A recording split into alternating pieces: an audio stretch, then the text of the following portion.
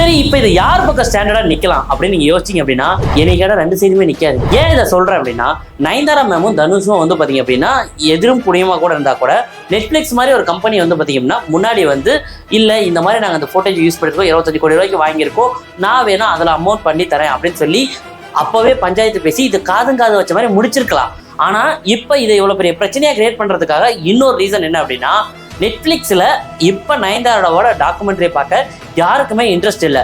ஆனா 100% சொல்றேன், இவங்களோட வெட்டிங் பீரியட் டைம்ல, அதாவது இவங்க வெட்டிங் நடந்த டைம்ல வந்து பாத்தீங்க அப்படின்னா இது மேல அதிக எதிர்பார்ப்பு இருந்துச்சு. ஏன்னா அப்பதான் வந்து பாத்தீங்கன்னா தமிழ் சினிமாவில் ஒரு நெட்ஃபிளிக்ஸ்ல வந்து பாத்தீங்கன்னா ஒரு டாக்குமெண்ட்ரி மாதிரி ஒரு சீரியஸ் மாதிரி வரும், அது எப்படி இருக்கும் அப்படின்னு எல்லாருக்குமே ஒரு கியூரியாசிட்டி இருந்துச்சு. ஆனா அதுக்கப்புறம் நிறைய பார்க்க ஆரம்பிச்சதுனால இப்ப அந்த கியூரியாசிட்டியே போயிருச்சு. இப்ப அந்த நயன்தாரா டாக்குமெண்ட்ரி மேல ஒரு இன்ட்ரெஸ்ட்டை கிரியேட் பண்றதுக்காகவே மீடியாவில் இந்த மாதிரி ஒரு விக்டம் கார்டை யூஸ் படுத்திருக்கலாம். ஆட்டோமேட்டிக்கா அதோட எதிர்பார்ப்பும் அதிகமாகும்.